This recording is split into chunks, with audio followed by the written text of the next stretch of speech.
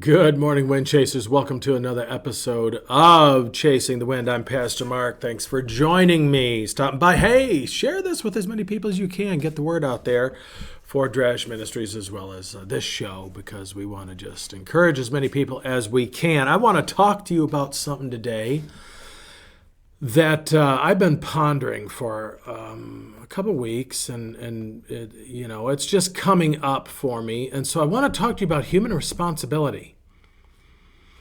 A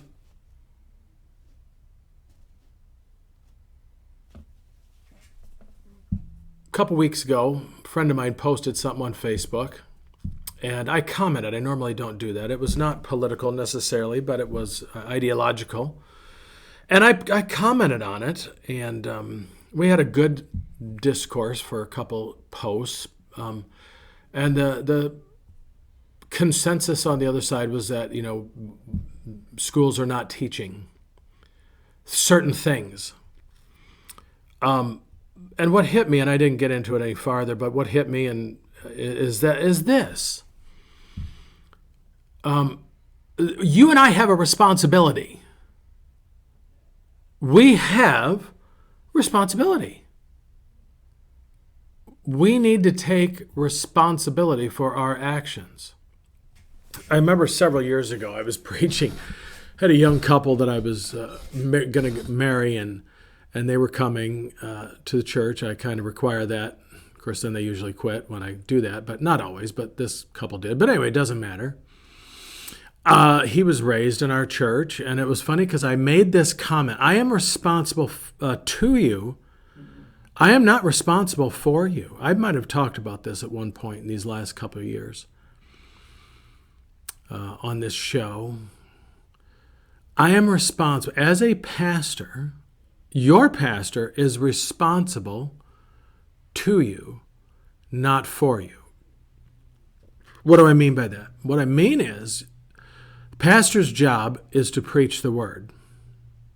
Whether he does it good or bad is irrelevant. He is to preach the word. God uses bad preaching as well as good preaching, okay? But here's the deal. I love that. I'm going to start another show. Maybe I'll change Chasing the Wind to Here's the Deal. I don't know. And I, as a pastor, it is my responsibility to get up on Sunday morning and preach the Word of God in the power of the Holy Spirit with faithfulness to the Word, to handle it as correctly as I possibly can. Preach it to whomever is sitting there listening to it. But when you walk out that door, when you get off of Facebook, watching it on there, whatever, when you get done watching this video, this show, I will go home tonight, put my head on the pillow, and know that I have done what God has asked me to do. Because my responsibility to you, to whomever I am sharing the word with, has been done. I've completed that task, at least for that moment. What you do with it is your responsibility. I always tell, and I followed up with that day, and I've used it several times, but that particular day, and I wish you could have seen the look on this young man's face when I said, I'm responsible to you, not for you. He's like, and then the chin really hit the ground. It went down a little bit farther when I said, I'm not going to tell him whether you do anything with this or not. He already knows. God already knows whether you're doing it. It's so funny. Don't say it. The preacher's there. I said, what do you think I'm going to do? Tell him? He already knows. Don't worry about it, Or do worry about it, actually. If what you're doing is bad enough that you don't want God to know about it, you probably should worry about it, actually. But don't worry about me. I'm not going around telling, hey, God, did you hear what he said? Oh, did you see what they did? Okay. I'm busy kind of cleaning off my own doorstep. But that's not the preacher's job, is to go tattling to God about how he sees someone acting. God already sees it, okay? So here's what this is all about. We have a responsibility. Yes, if I go to school, and I agree with my friends, schools, we were talking about financial responsibility in some ways. I'm going to kind of classify it under there. There's a lot of things financially that I was not taught. We had this class when I was in high school called Consumers Education or Consumers Economics, whatever it was called. Consumers Ed, I guess it was. Taught me how to balance a checkbook, which I never do. I got money. There's still checks in my checkbook. Okay. There's things, though, that I have had to teach myself that my mom and dad didn't know, so I've had to learn how to do them. I've had to learn the hard way. I can say with the Apostle Paul, I know what it is to have plenty, and I know what it is to be in need. Okay.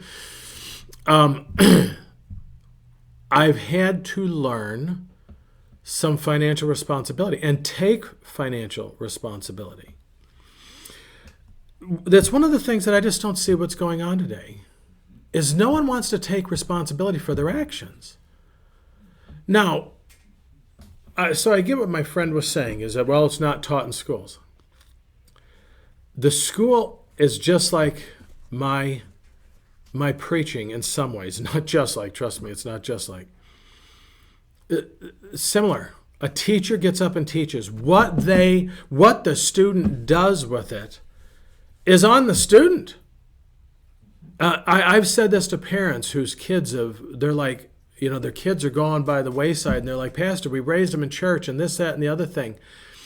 And they'll try blaming the church. I've had that happen where someone said, well, the church failed my kid. Well, really, when did they happen? Well, when they were teenagers. Who was in charge of the youth group? I was.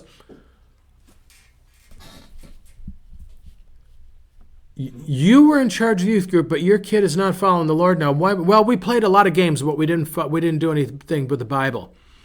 Well, I guess it was the church's fault then, wasn't it? Because you are the church, okay? Come on, folks. Come on, man. Okay. I'll probably get in trouble for that one. That's all right, though.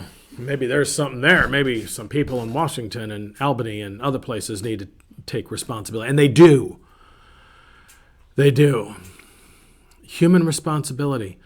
I hear this thing about a certain word that starts with a V. You're either anti or you're pro, okay? Well, they need to take the jab because they need to think of other people. I'm not responsible for other people's health. I'm not responsible for the person that eats 15 donuts and weighs 500, 600 pounds. That's not my responsibility. My responsibility, and I've had to learn it, and I'm going to tell you something, it's harder to take care of yourself when you're over 50 than it is when you're before that. If I'd have known I was going to live this long, I would have taken better care of myself, okay? It's not we have this freedom that God has given us to choose. He says everything is permissible, but it's not okay. It's not okay. I've had to learn. I joked that, I went to my doctor and she said, you're 20 pounds overweight. I said, I want a second opinion. She goes, you're ugly too. Okay. There's certain things I've got to do now. I've got to drive by a local bakery here and say, no, we're driving. And I'm not going in there to get a maple fritter or an apple fritter. Okay. Because that's fine once in a while, but I can't do it all the time. So there's this thing that, we can go back to Adam and Eve. And they were given a choice. God gave them human freedom. And he knew there was a risk with that they would choose otherwise. Joshua says in Joshua 24:15, he says, choose this day who you will serve. But as for me and my house, we're serving the Lord. You get to choose. God does not force his way on anybody. The rich young ruler, Jesus looked at him and loved him and watched him walk away. Jesus didn't go run after him. He didn't beg him. He didn't say, oh, come on back. No, he didn't do that. You have a choice, and there is a consequence for every choice we make, whether it's you, me, or anything. Romans 8:5, Paul says, set your minds not on the sinful nature, but on the Spirit, on the things of the Spirit. And Romans 10:13, I read this. Everyone who calls on the name of the Lord will be saved. Not everyone will be saved. Everyone who calls on the name of the Lord. There's a responsibility that we have to say. And I was talking to a friend of mine. So people say, well, why doesn't God do something about the problem of evil in the world? Well, he does, but then people don't like the way he does it. In the Old Testament, he took care of evil by wiping out people that did not want to follow him and they were evil people. Well, that wasn't very nice. Well, how do you want him to do it? Because we have this thing where everybody wants everything done their way. I always joke with my church, if everybody would just do things my way, we'd get along fine. But that's not how we do it. We have this carnality, this human nature, this fallenness that says, or as Wesley called it, I believe, a bent towards sinning that says, I want things my way. And your responsibility is to not get things your way. I heard someone say the other day, well, I wish people would be more concerned about responsibility than freedom. Well, it's easier to get get over a virus than it is to get your freedom back once it is taken away from you. And by the way, no one gives you your freedom. You have it. It's just a God-given thing. Once you give it away, though, and many of us give it away without even, not talking politically here, we give our power away to a lot of people in many, many ways. So I'm off on a little tangent there. My point is this: you have a responsibility for you. We can sit here and say, and I can make excuses about why all these other people are causing me problems.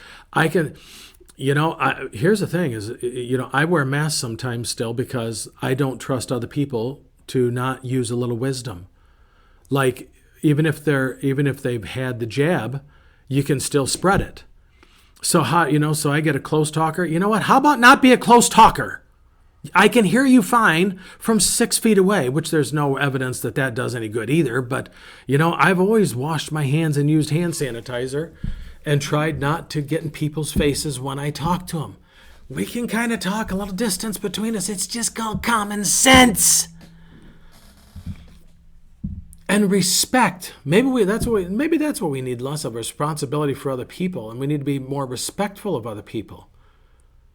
Okay, so when someone says, "Oh, you need to put a coat on," you're making me cold. No, how about I speak the truth and love you and say, "Why don't you put another coat on? I'm doing fine." I got a buddy right now running around on this cool 40-some degree morning in Western New York with shorts and a T-shirt on. I'm wearing a fleece. I'm not going to make him wear a coat to make me feel warm. I'm going to put a coat on. Okay, and admire him because he can go in 40-degree weather with just shorts and a short sleeve shirt on. Here's my point, people. Quit expecting other people to make you happy, because it isn't going to work. And you know what? My job is not to make you happy. As a pastor, it's impossible for me to keep everybody in my church happy. They say, for a pastor, on any given Sunday, 10% of the congregation's upset with him. Okay, so keep your congregation small, and it's less people that are mad at you. Just joking.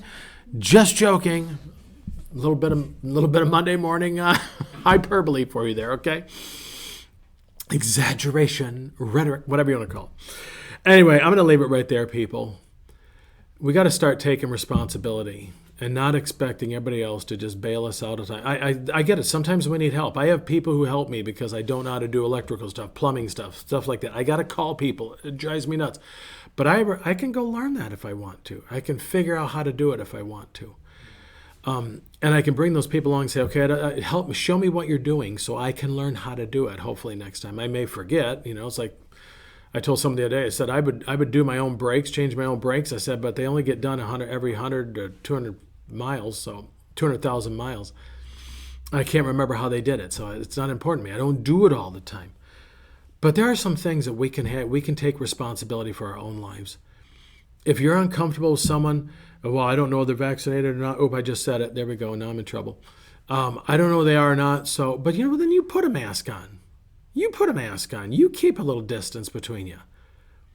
Take a little responsibility, people, of your own. Don't expect me. I'm not responsible for your health choices. I'm not responsible for any of your choices. You're responsible for your choices, and I'm responsible for my choices. Like saying this stuff on my show right now. I'm risking losing some of you. But you know what? I hope you'll know the spirit I'm telling you this. You have the power to choose to do the right thing according to what God says, not according to what someone else says, but you have the power that God has given you to say, you know what? Is it going to hurt you to do this other thing? If you make that choice, though, here's the consequence of it. And that's every one of us, people. I'm preaching to the choir here. So, I hope you won't quit watching this show or any of the other shows, because you know what? Maybe someone out here needed to hear this today. Because I want the freedom to make my own choices and live with those choices. Yes, I understand sometimes they affect someone else. If I go out and get drunk and I hit someone, I get that. That is something that can happen. I get that. But life is full of risks, people. And you got up this morning, you're watching this, and you're going to go to work or whatever you're going to do today, you run the risk that something could happen. But let's not live in fear. Let's live in freedom to say, you know what, I know the Lord, and it doesn't matter what happens to me. I am ready to go. All right, I'm going to stop right there, folks. You can disagree with me, you can agree with me, it doesn't matter. Just do it respectfully, or I will put you in jail. Whatever. I don't know. No, I won't do that. Just let's do this in love, people. All right, I spoke the truth in love. I love you. Thank you for watching. Grace and peace. Keep chasing the wind, because the wind is chasing you. Pastor Mark signing off.